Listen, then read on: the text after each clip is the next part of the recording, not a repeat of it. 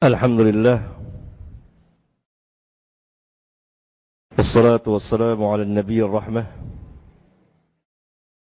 wa ala alihi wa ashabihi wa man ittaba'ahum bil ihsan ila yaumiddin.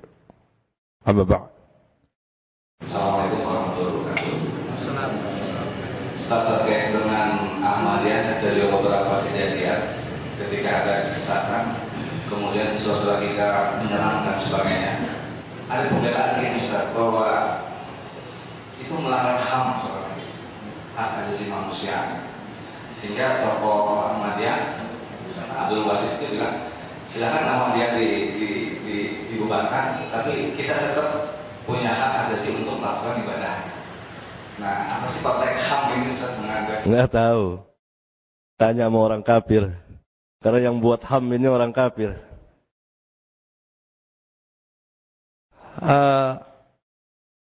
Pertama, Islam, yakni dinul Islam, datang untuk kemaslahatan bagi umat manusia. Maslahat bagi umat manusia, dunia mereka dan akhirat mereka. Islam datang bukan untuk merusak. Tidak. Islam adalah agama yang baik dan memperbaiki. Karena itu, tidak ada maslahat bagi manusia kecuali dengan Islam. Tidak ada kebaikan bagi manusia kecuali dengan sebab Islam. Ya? Ini yang wajib kita ketahui tentang agama kita. Islam memelihara hidup dan kehidupan manusia, khususnya yang berkaitan dengan nyawa, harta, kehormatan, kecuali dengan hak. Oleh karena itu Allah Subhanahu wa taala mewajibkan kepada orang-orang mukmin untuk melaksanakan hukum qisas. Karena faedah, manfaat yang sangat benar dalam besar dalam melaksanakan hukum qisas adalah pemeliharaan darah manusia terpelihara. Walakum fil qisasi hayatu ya ulil albab. Allah katakan, dan bagi kamu dalam melaksanakan hukum qisas ada kehidupan, wahai orang-orang yang mempunyai akal. Kenapa Allah katakan ada kehidupan? Padahal qisas itu adalah bunuh, balas, bunuh. Tapi Allah katakan haya, ada kehidupan. Karena apa? Dengan melaksanakan hukum ini, seorang pembunuh, ia membunuh dengan sengaja, dengan kesadarannya, dibalas bunuh juga. Kecuali kalau keluarganya memaafkannya dan meminta diat. Maka sejuta calon pembunuh mengurungkan niatnya untuk membunuh. Dengan demikian terpelihara darah manusia. Satu dikorbankan untuk ratusan juta umat manusia. Nah itu. Ini pemeliharaan yang ada dalam Islam. Ini asas. Ya. Tetapi bukan pemeliharaan tanpa batas. Atau pemeliharaan dengan mengatakan HAM, HAM, HAM. Apa ta'rif HAM? Apa pengertiannya? Bagaimana cara menerapkannya? Mana batasan-batasannya? Rancu semuanya. Masing-masing mempunyai tafsiran sendiri.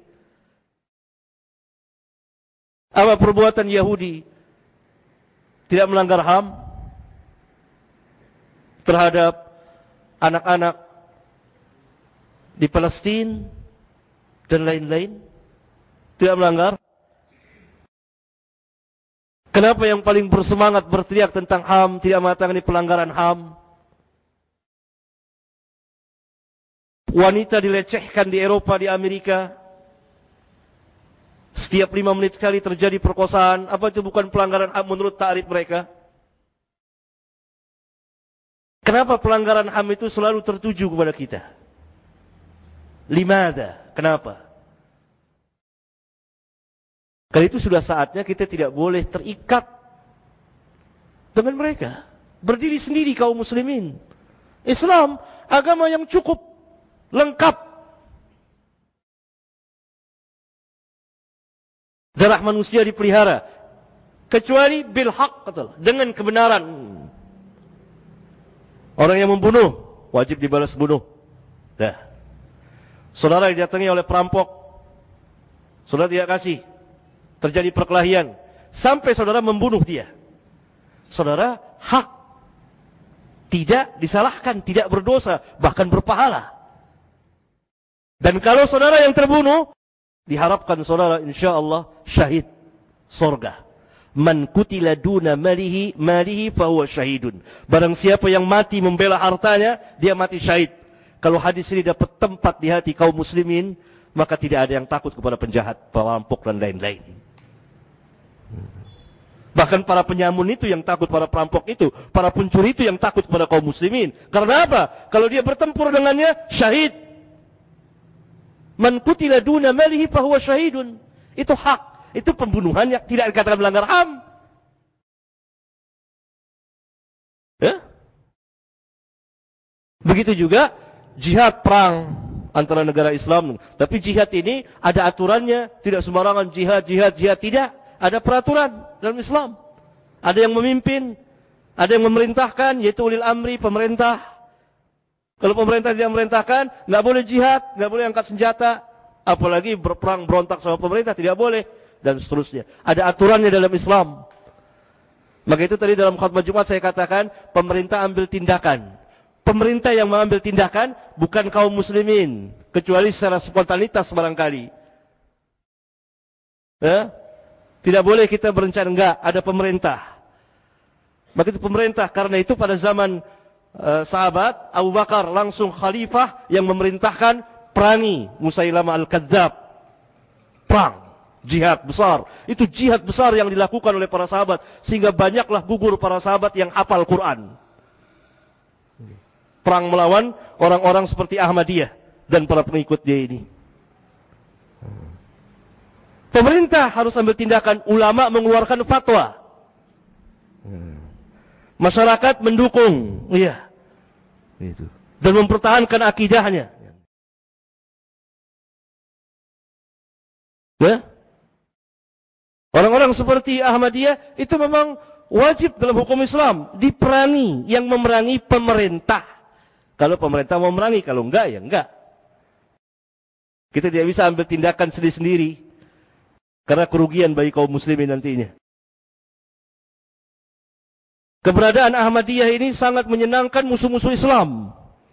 Kalau melecehkan Nabi yang mulia sallallahu alaihi wasallam. Ya, itu luas sekali kalau saya bicarakan tentang. Iya, silakan.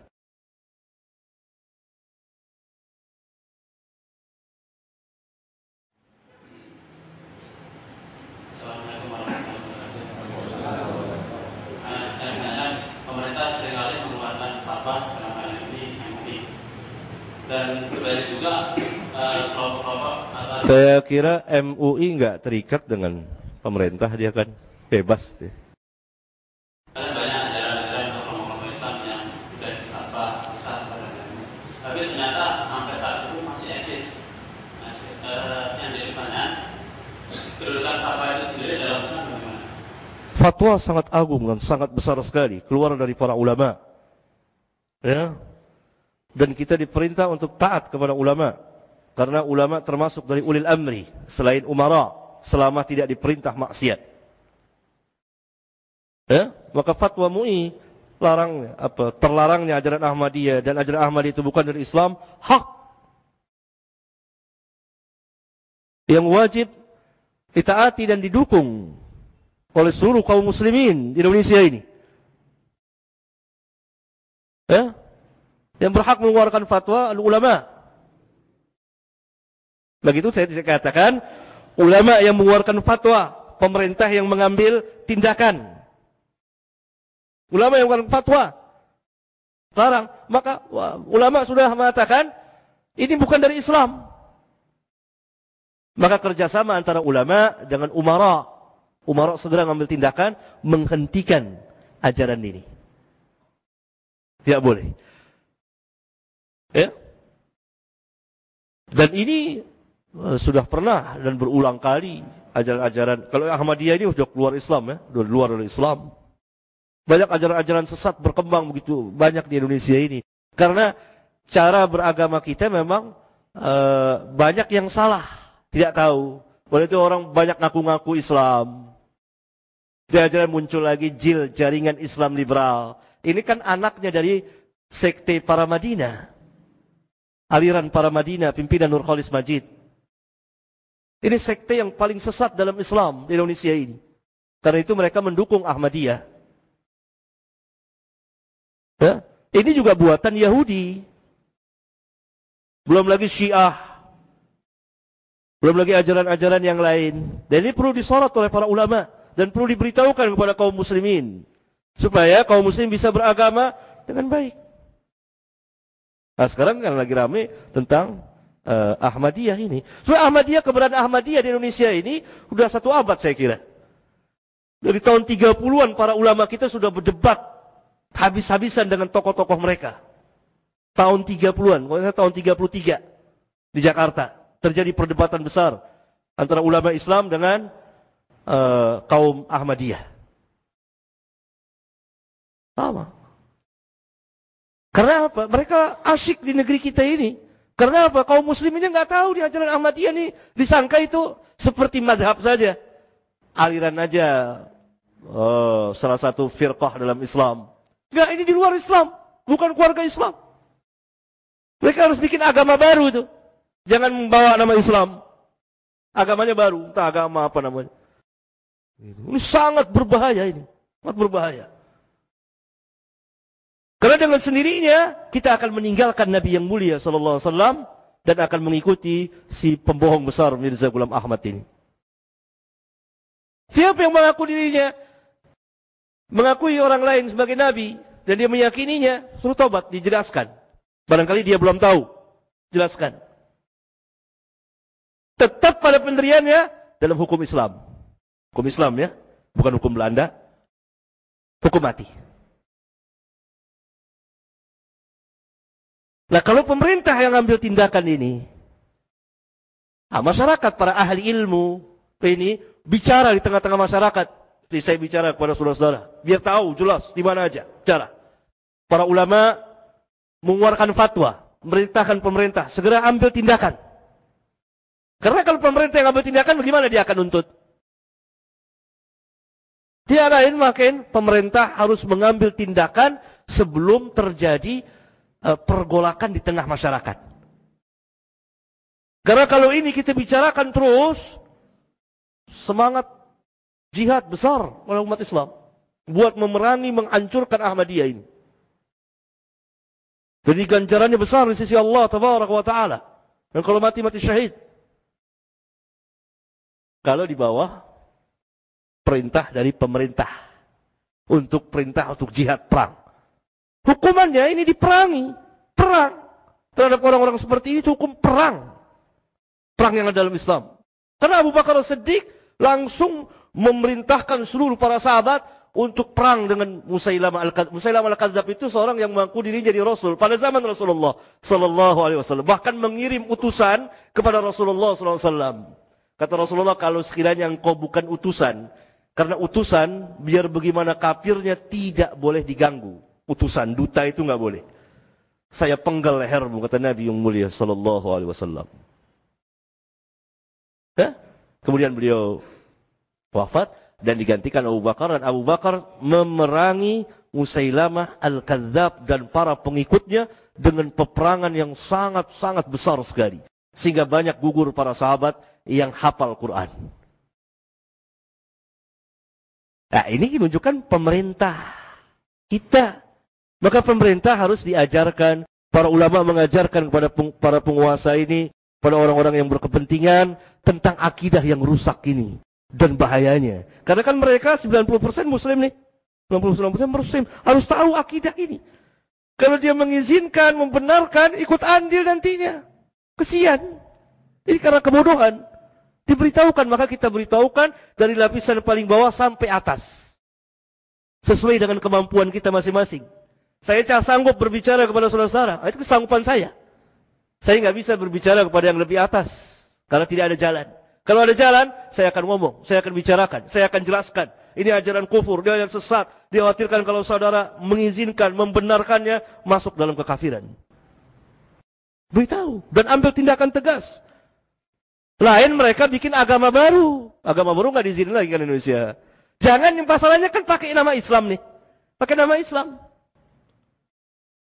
Coba agama Mirza gitu. Bilang agama Mirza dari India. Buatan Inggris. Jelas. Ini pakai nama Islam, punya Quran baru. Resikonya ini, ajaran ini berbahaya. Kita memang keluar dari Islam. Murtad. Tinggalkan Nabi kita, sallallahu alaihi wasallam. Tinggalkan Quran kita. Tinggalkan para sahabat Nabi. Nggak ada lagi. Kecuali ikuti mereka. Lihat orang-orang Ahmadiyah, apa pelajarannya? Quran kita? Tidak. Ada Quran mereka. Omongan dustanya si Mirza Ghulam Ahmad la'natullah alaihi ila yaumil qiyamah. Ada. Bahkan ada sebagian dai saya kenal 10 tahun jadi dai Ahmadiyah. Kemudian dia tobat, keluar dan dia memberitahukan tentang keadaan rusaknya Ahmadiyah di dalam itu. Ini agama iblis. Barangkali. Ya, saya kira cukup waktunya. Barangkali ini yang bisa kita bahas, sampaikan. Subhanakallahumma wa bihamdika asyhadu an la ilaha illa anta astaghfiruka wa atubu ilaik. Assalamualaikum warahmatullahi wabarakatuh.